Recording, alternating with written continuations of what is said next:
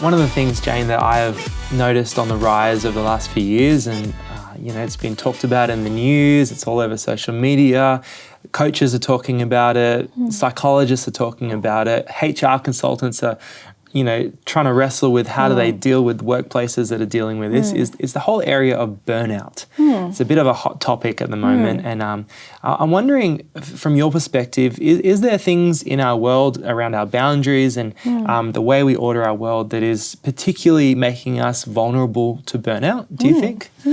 Yeah, I think the ability to be separate and to also be one with another person is actually a boundaries concept, because it's foundational. Right. Where if I can't separate myself from my surroundings, or I'm blurring into everything and blurring into other people and blurring into the job, Right. and I don't have a sense of my separateness, my identity, my self-world, my own feelings, my own attitudes, my own behaviours, and I'm not aware of myself and the freedom that I get from owning my own self and not blurring into everybody. I think that's a big thing. Huge. That in any situation there is always that separateness and oneness that we hold together at the same time.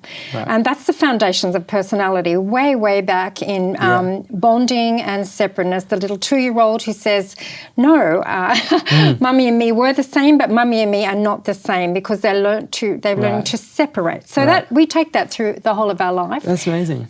So we would take that same concept that often, we'll talk a little later about relationships and that can happen, but in the workplace, I find that fascinating that we can actually bond ourselves in an unhealthy way with our workplace, Absolutely. with our colleagues, with our bosses, with our responsibilities, with our probably our job titles even.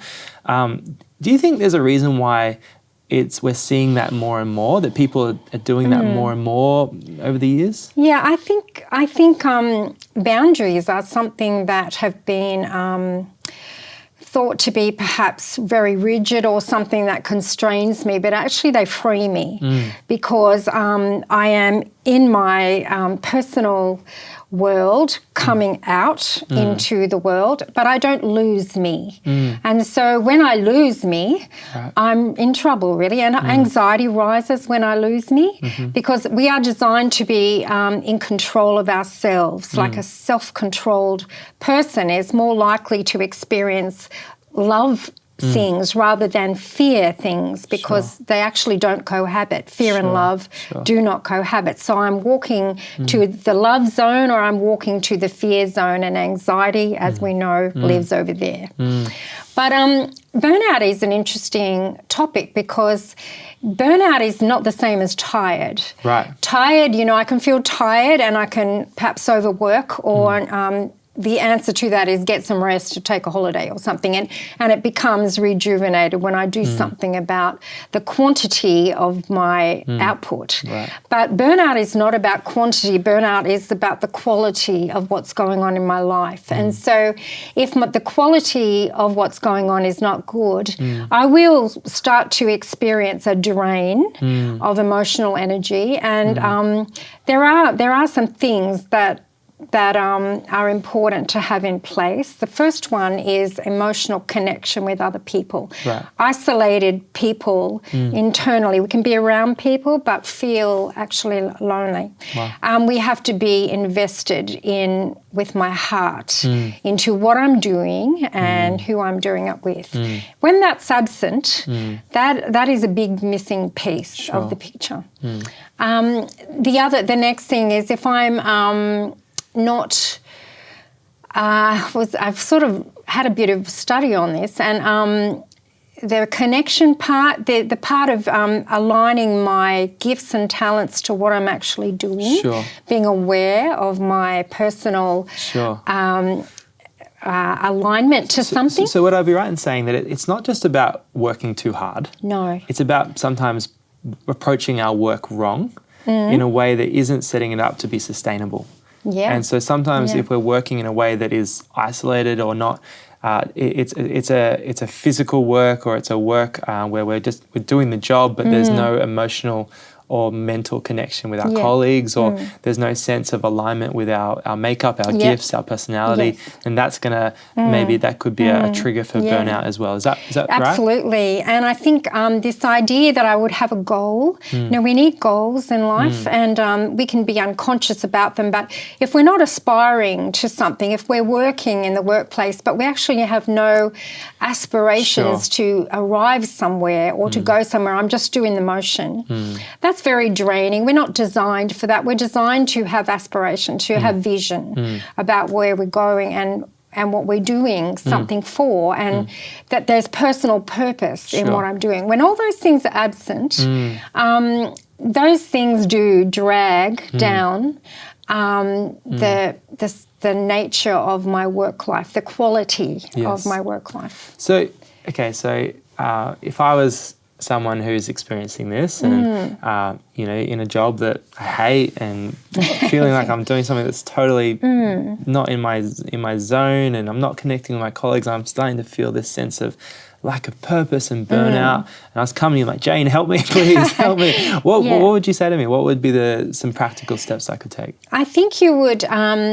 It would be great to have a sense of knowing who I am, what I'm wired for, what are my talents and abilities and gifts, and am I placed in those things? If I'm not, we can't immediately change those things, but at least we've got some goal, we've got some purpose that I'm working toward on the side. That actually gives a lift anyway, because I'm going somewhere. Right. I'm not in a dead end behind a roller door.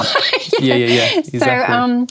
So yes, I think so stock take, taking a stock take of our world. Yes, stock take is a great word. Take a stock take of what am I actually? Do I know? Am I a child in the sense that I don't know what I'm actually fitted for? What are my talents and gifts, and what are my desires and purpose in life, or things that I aspire to? If I don't have a sense of those things, that would be great to stock take that, and that would be the first thing to kind of be an adult in that way, where I'm start to know who I am. And that's the difference between a child and adult. A child gets told what to do. Right. And if you've been sort of, you should do this and you should do that and you should do this because you should, that's never enough motivation in life to really find your purpose. So an adult starts to know who they are. Yeah. So being adult really like that is a good help. Yeah, it's really good, because I think coming back to your original point about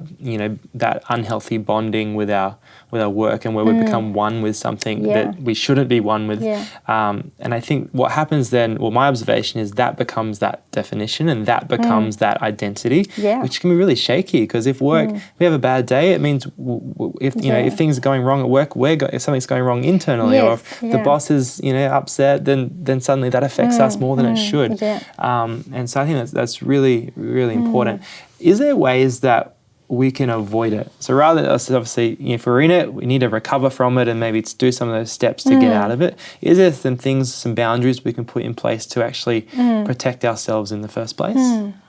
Yes, I think the whole aspect of ownership, that I'm owning my own feelings. People are not responsible for how I feel. Another person is not responsible for my behaviour, though I may feel I'd like to blame them. Actually, it is my place. It's what I own inside me.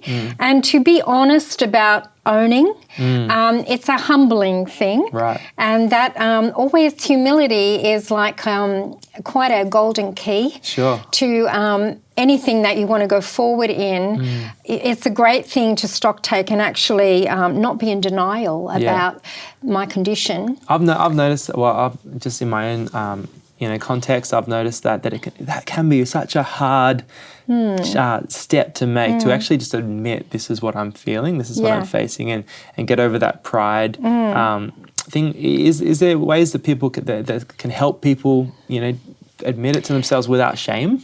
Yes, well, that's a great point. Shame is a pretty universal experience to humanity, but shame is actually a combination of some things where we feel I think to roll them off my tongue, love, acceptance, belonging and value. Yeah. If one of those things is sort of affected, my sense of being loved or the ability to love, do I feel accepted in life? Am I accepting of other people? Do I feel like I belong, in my family unit, or I have people that I am related to, and I have a deep, abiding connection to people? The loss of connection would be one of the biggest things that set people at sea in any facet of life. If you don't have abiding connections in life, you will be an isolated person. An isolated self feels like a bad self, and it draws shame. Yeah. So not having deep connections with people does cause us to go that direction. And my sense of value, is that tied up in my work? Is it tied up in other things when I actually am valuable? Because I am. Before I exist. Therefore, Yeah. I'm not an invisible person. And I think I did feel invisible quite strongly when I was young. But is that on track? I think having abiding connections and being aligned to what I know about myself. Yeah. No, I think it's such an important topic, because I think what it's showing is that that we bring our full selves to our work. And if we are not full and we don't feel that security, then we draw from it and we try to attach to our work to fill that void. And that's what leads to that sense of flatness and burnout. So having a healthy self beyond work and then bringing that into work. So it's not about not throwing yourself into work. It's about throwing your healthy self into work. And that actually is sustainable. Yeah, so, great concept, a healthy self. Because interestingly, a healthy self begets more health. So we bring a healthy self to a system, really. A workplace is a system, a family is a system. If we bring a healthy self, we beget health. We become a reference point for what health looks like to other people. So we're not only doing it for ourselves, we're also doing it for our environment. Amazing. Well, Jane, once again, Thanks, thank you so Mitch. much.